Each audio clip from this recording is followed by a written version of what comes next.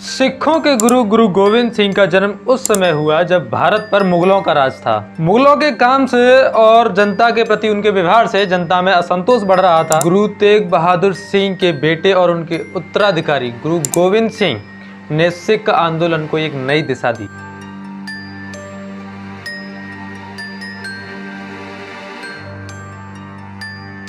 नमस्कार दोस्तों, मेरा नाम है देवकी नंदन। आज आपको गुरु गोविंद सिंह जी के बारे में बताने जा रहा हूँ। जनता पर हो रहे अत्याचार को देखकर गुरु गोविंद सिंह जी ने बचपन से ही सोच लिया कि इस भ्रष्ट और आतंक राज से बचने के लिए पूरे समाज को इकट्ठा होना पड़ेगा। और उनकी लड़ाई उस समय के शासन से थी, ना कि इस्लाम से। और ऐसा हम कह सकते हैं क्योंकि उनकी लड़ाई में मेमू खां, बद्दू शाह और सईद बेग भी थे। नबी खां और गनी खां ने उनको मुगल सेना से भी बचाया था। वे पंजाब के लोगों के अंदर वैसा ही जुनून पैदा करना चाहते थे जैसा कि शिवाजी ने महाराष्ट्र में किया था। गोविंद सिंह जी को लगभग 10 साल की उम्र में गुरु की गद्दी मिली। उनके समय में सिख लोग भली भांति इकट्ठे हो गए। वे सैनिकों की तरह घुड़सवारी करते, तलवारबाजी करते और लड़ाइयां लड़ते। फिर धीरे धीरे कुछ राजकाज भी होने लगे। अब गुरु लोग धार्मिक गुरु होने के साथ साथ राजा के जैसे भी रहने लगे। गुरु हरगोविंद सिंह ने, जो कि गुरु गोविंद जी के पितामह थे, यानी कि ग्रैंडफादर थे, उन्होंने सिखों को पूरी तरह सैनिक बना दिया था। वे खुद सैनिक के भेष में ही दरबार किया करते थे।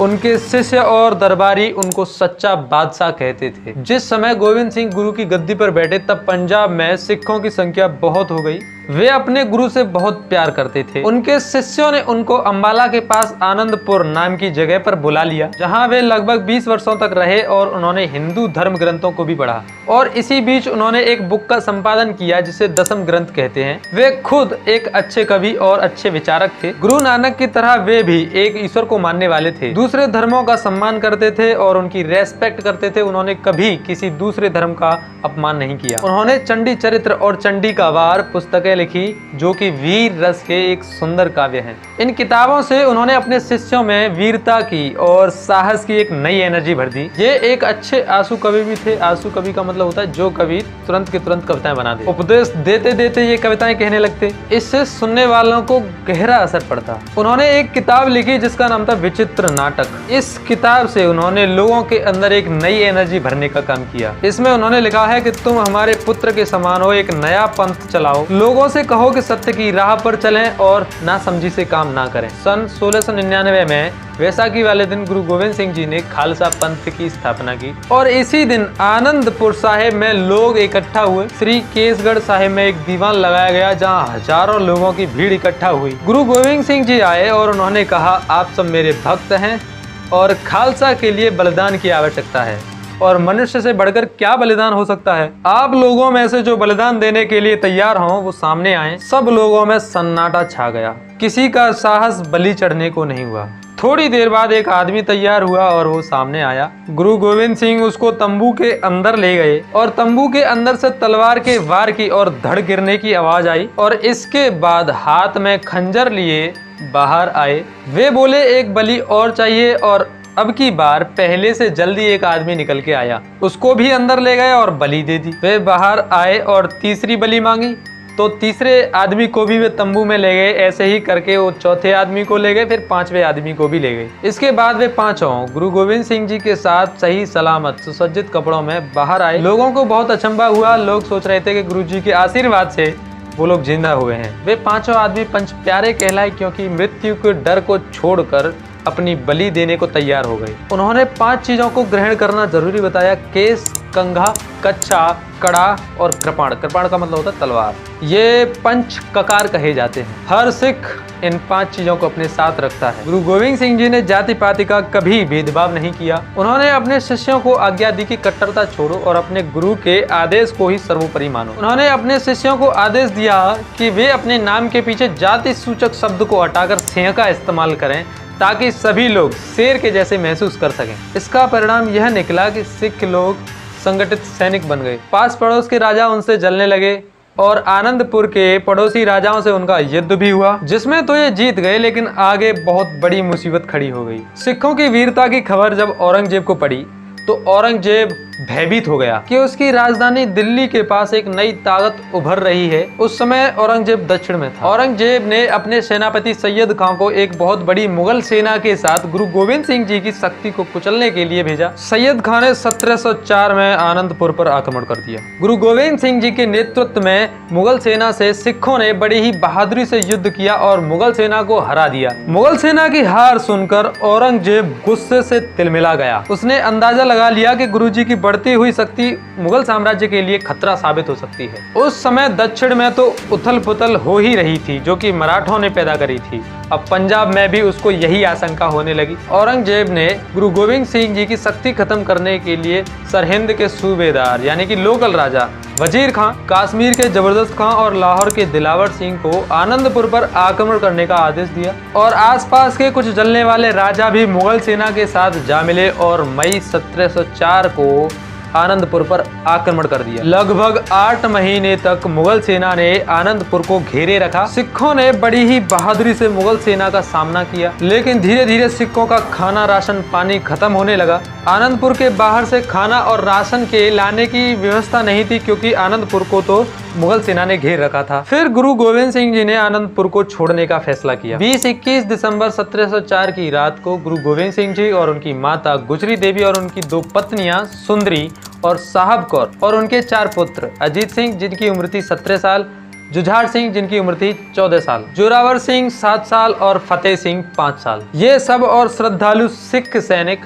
आनंदपुर छोड़ करके निकलने लगे। गुरुजी अपने काफिले के साथ सरसा नदी के उस पार चमकौर जाना चाहते थे। गुरुजी का काफिला जैसे ही सरसा नदी के किनारे पहुंचा, मुगलों की सेना ने गुरुजी पर बहुत भीषण आक्रमण कर दिया। गुरुजी के बहादुर सिख सैनिकों ने डटकर मुगल सेना का सामना किया और क्योंकि सिख थोड़े थे और दुश्मनों की सेना ज्यादा थी, तब भी उन्होंने डटकर सामना किया और उन्होंने मुगलों की सेना को बढ़ना रोक के रखा। नदी पार करते समय गुरुजी का परिवार बिखर गया। गुरुजी की माता गुजरी देवी और उनके 2 छोटे पुत्र जोरावर सिंह और फतेह सिंह जो कि 7 और 5 साल के थे और उनकी 2 पत्नियां साहब कौर और सुंदरी उनकी आंखों से ओझल हो गई। गुरुजी अपने 2 बड़े बेटे अजीत सिंह और जुझार सिंह और लगभग 150 सिख सैनिकों के साथ नदी के उस पार चमकौर पहुंच गए। ये चमकौर प्रेजेंट टाइम में पंजाब के रूपनगर जिले में है। चमकौर की गढ़ी में पहुंचकर गुरुजी ने सभी सिख सैनिकों का मुगलों का सामना करने के लिए अलग अलग मोर्चों पर निकाला। गुरुजी ने खुद गढ़ी के ऊपर अट्टालिका पर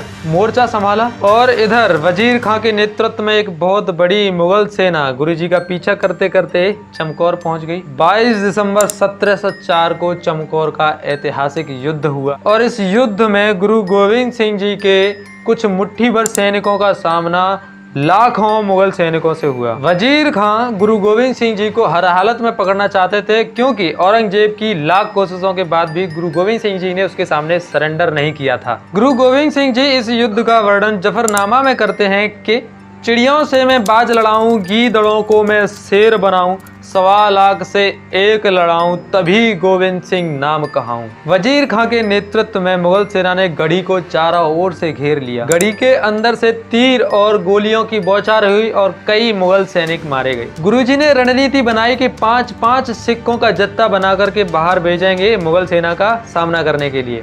5-5 सिखों का जत्था गढ़ी से बाहर मुगलों से सामना करने के लिए जाता और फिर शहीद हो जाता। दोपहर तक सिख सैनिकों के 5 जत्थे शहीद हो चुके थे और परिस्थिति क्षण प्रति क्षण गंभीर होती जा रही थी। गुरुजी का बड़ा बेटा अजीत सिंह जिसकी उम्र थी 17 साल अपने पिताजी के सामने नतमस्तक हुआ और पिताजी से मुगल सेना से लड़ने की इजाजत मांगी। उसने गुरु गोविंद सिंह जी से कहा कि पिताजी मेरी इच्छा है कि मैं दुश्मनों को अपनी तलवार का जौहर दिखाऊं और गढ़ी के अंदर पता नहीं दुश्मन के किस तीर या गोली से कभी भी किसकी मृत्यु हो जाए, इसीलिए आप मुझे आज्ञा दें क्योंकि मरना तो है ही, आज क्या 2 दिन बाद क्या। गुरु गोविंद सिंह जी अपने पुत्र की ऐसी वीरोचित बात सुनकर बहुत ही प्रसन्न हुए और उन्होंने कहा, धन्य हो पुत्र, ये तो बड़े ही आनंद की बात है, यह तो हम क्षत्रियों के लिए गौरवान्वित बात है, मैं तुम्हें आज्ञा देता हूँ। गुरुजी ने यह कहकर अपने बेटे के सिर पर हाथ फेरा और सिख सैनिकों के साथ गढ़ी के बाहर युद्ध के लिए भेज दिया। और अजीत सिंह अपने दाएं हाथ में चमकती हुई तलवार और बाएं हाथ में ढाल लेकर के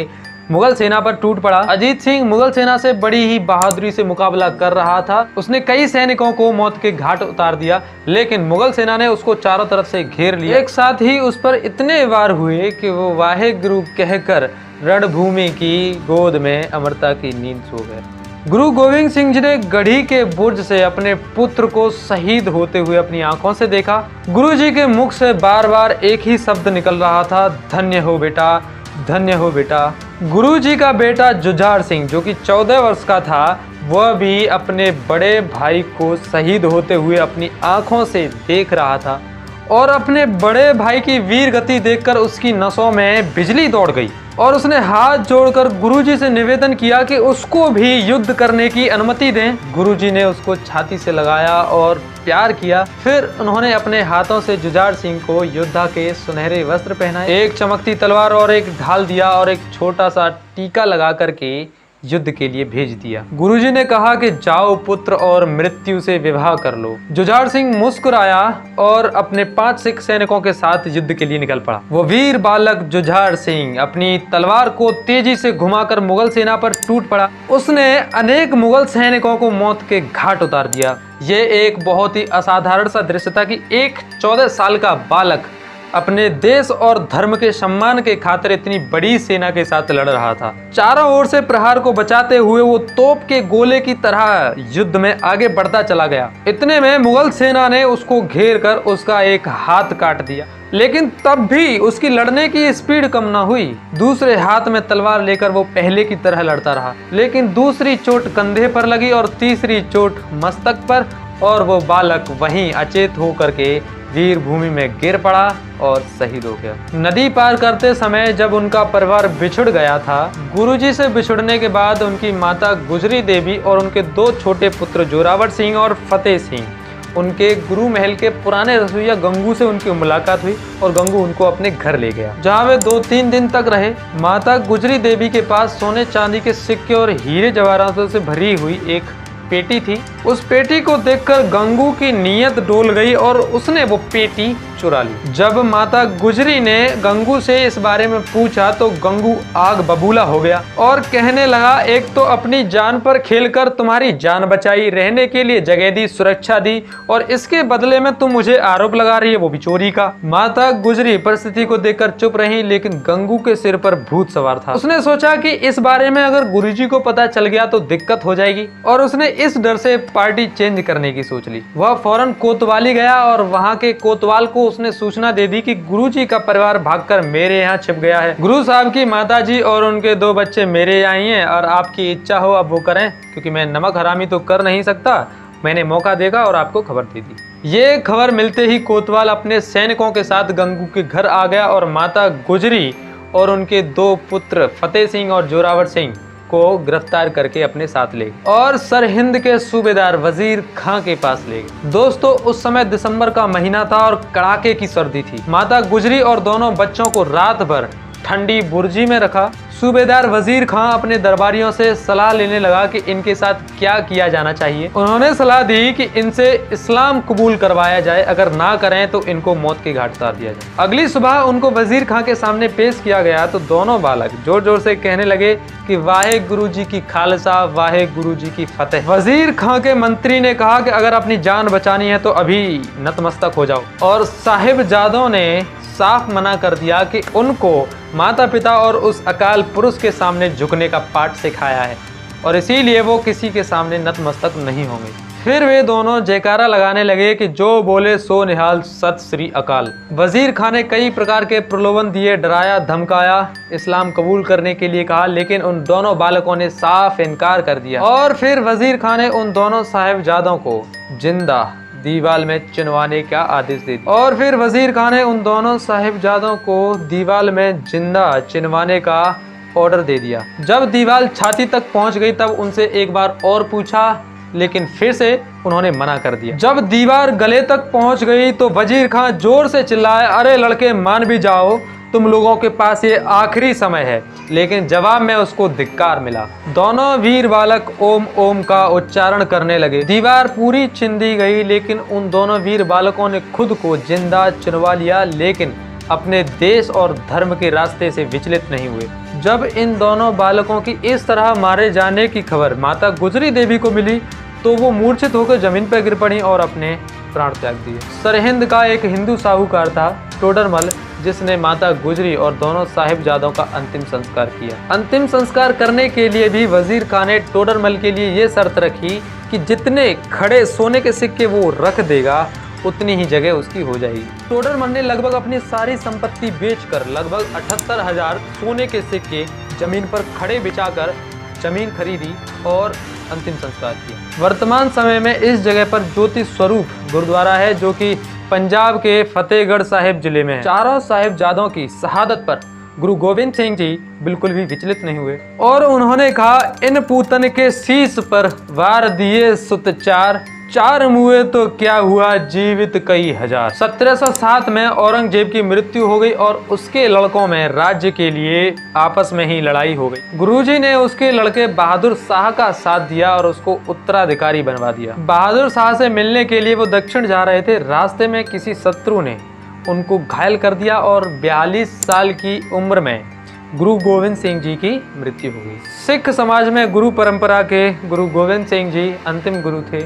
मृत्यु से कुछ समय पहले एक समारोह में गुरुजी ने 5 पैसे और एक नारियल गुरु ग्रंथ साहिब के सामने रखकर माथा टेका और गुरु ग्रंथ साहिब को गुरु पद की पदवी प्रदान की। इसके बाद उन्होंने कहा कि कोई भी देहधारी व्यक्ति गुरु नहीं बनेगा, बल्कि गुरु ग्रंथ साहिब जी ही सिखों के गुरु होंगे। सब सिखन को हुक्म है गुरु मानो ग्रंथ। उनकी और उनके पुत्रों की वीरता और शहादत अप्रतिम और अविस्मरणीय है। दोस्तों, अगर वीडियो अच्छी लगी हो तो लाइक करें, चैनल को सब्सक्राइब करें, बेल आइकन जरूर दबाएं ताकि मेरी अगली वीडियो आपको मिल सके। धन्यवाद वीडियो को यहाँ तक देखने के लिए।